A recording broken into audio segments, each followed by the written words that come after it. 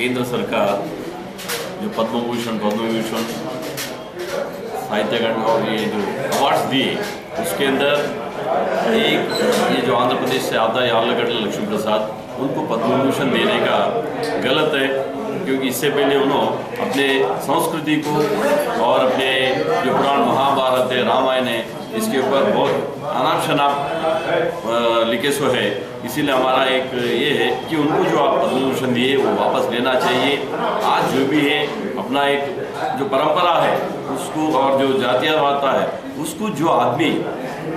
Support करता है ऐसे लोगों को देना है, लेकिन जो आदमी अपने ऐसे लोग इंसल्ट करेंगे और अपना साहित्य को और अपने जो पुराणों को जो नहीं मानता ऐसे लोगों को पद्म भूषण नहीं दे, तब तक हम यहाँ इसके ऊपर आंदोलन भी छेड़ेंगे।